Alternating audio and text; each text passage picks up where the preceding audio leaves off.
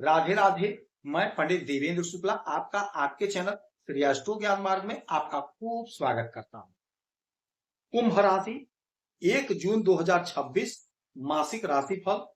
खुशियों की बहार, नौकरी, व्यापार, प्रेम, प्यार, लाभ, तरक्की, प्रमोशन, उन्नति, सब कुछ संपूर्ण जानकारी सरल शब्दों में, सरल भाषा में, सरल उपाय के साथ। आपसे निवेदन है, प्रार्थना, आपने लाखों उपाय किया, एक उपाय मैं भी बताता हूं, करेंगे तो हो सकता है लाभ। यदि आपकी कोई समस्या है तो अपना डिटेल हमें मेल करेंगे, सटीक और सरल उपाय बताता हूं, आपके कुंडली का विश्लेषण। आपसे कोई चार्ज नहीं, सारा व्यवस्था निःशुल्क। कुंभ राशि हमारा जो मासिक राशिफल होता है आपके दैनिक जीवन पर आधारित होता है, यानी आपका बिजनेस, व्यापार, नौकरी, धंधा, प्रेम, प्यार, सब कुछ।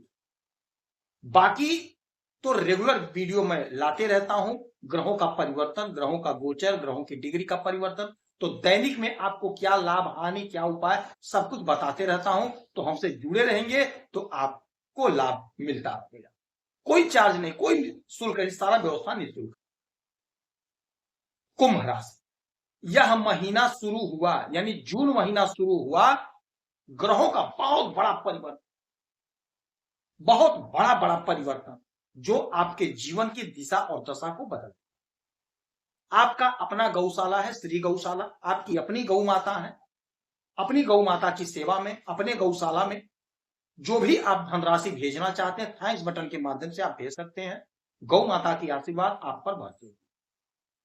अच्छा, कुंभ राशि इस महीने में जो बड़ा परिवर्तन होगा वो क्या होगा? सबसे पहला परिवर्तन 2 जून को गुरु कर्क राशि में, 8 जून को शुक्र कर्क राशि में, 15 जून को सूर्य मिथुन राशि में, 21 जून को मंगल वृषभ राशि में, 22 जून को बुध कर्क राशि में और 29 जून को बुध वक्री हो जाएंगे। ये परिवर्तन होगा इस महीने।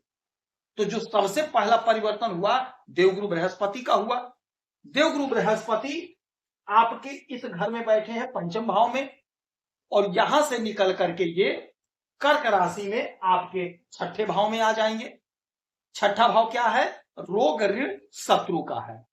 तो रोग, ऋण, शत्रु से मुक्ति दिला देंगे।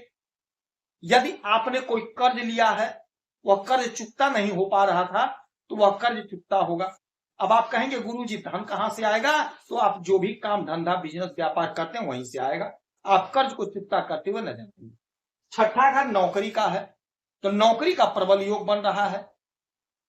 आप इंटरव्यू दीजिए, परीक्षा दीजिए, कहीं ना कहीं आपका सिलेक्शन होगा, कहीं ना कहीं आपकी नौकरी लगेगी, आपका प्रतिष्ठा बढ़ेगा, आपको सम्मान मिलेगा। यहां से 1 2 3 4 5 6 7 सातवीं दृष्टि आपके इस घर पे, आपके इस घर पे, 12वें घर पे, क्योंकि आपका यह घर जागृत हो रहा है। यहां पर कई ग्रहों की दृष्टि इस महीने पड़ेगी। तो विदेश से जुड़ा कोई मसला है, कोई मामला है, तो इस महीने सॉल्व होगा। विदेश की धरती पर आप धूम मचाते हुए नजर आएंगे। विदेशी काम में तेजी, विदेशी योजना का लाभ, आयात निर्यात का धंधा करते हैं तो बहुत अच्छा लाभ, बहुत अच्छी तरह की उन्नति, ग्रोथ होगा।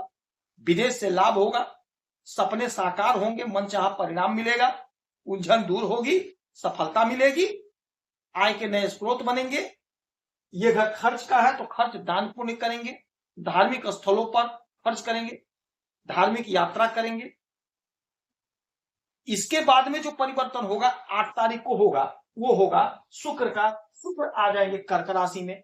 अब शुक्र भी आपको नौकरी देंगे, उन्नति देंगे, दुश्मन परास्त होंगे, अचानक से लाभ देंगे, और इनकी भी सातवीं दृष्टि यही विदेश से। तो यदि आप सोशल मीडिया से जुड़े तो आप फेमस होंगे, बहुत अच्छा लाभ कमाएंगे। जो हमारी बहनें हैं, ब्यूटी पार्लर का काम करती हैं, इत्र का काम करती हैं, उनको बहुत अच्छा लाभ होगा। विदेश जाने का मौका मिलेगा, विदेशी योजना का लाभ मिलेगा। जो आपका अधूरा सपना, अधूरा ख्वाब है, वह पूरा होगा। सपने साकार होने का समय होगा।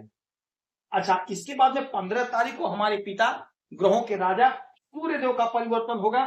सूर्यदेव आ जाएंगे आपके पंचम भाव में, जो अभी आपके सुख के घर में बैठे हैं, यहां से आ जाएंगे पंचम भाव में। तो 5वें घर में सूर्य का आना, 15 तारीख से आपके संतान का ग्रोथ, संतान की तरक्की, संतान की उन्नति।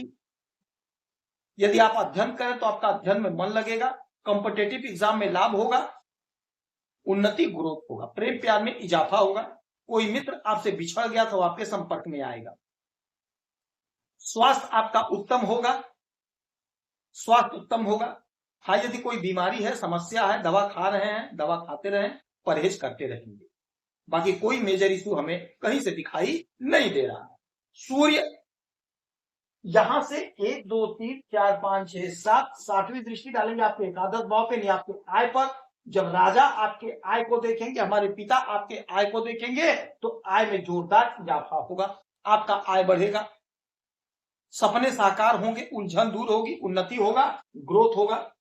जो आपने सपना सजोया था नहीं पूरा हुआ, वह सपना साकार होगा, आमदनी बढ़कर रहेगा, इसमें कोई संशय नहीं है, इसमें कोई दुराव नहीं है, इसमें कोई इफबट की बात नहीं है।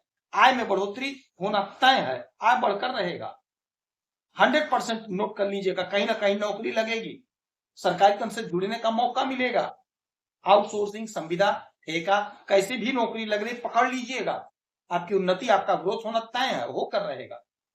इसके बाद परिवर्तन होगा मंगल का 21 तारीख को। मंगल आ जाएंगे वृषभ राशि में, आपके इस घर में, सुख के घर में। माता का थोड़ा स्वास्थ्य का ध्यान रखिएगा 21 तारीख से। बाकी सुख में जोरदार इजाफा होगा, भूमि भवन वाहन का सुख मिलेगा, कोई जमीन, कोई मकान, कोई प्लाट खरीदेंगे, कोई प्रॉपर्टी खरीदेंगे, रियल एस्टेट का काम करते हैं तो वहां पे आपको खूब सुख मिलेगा।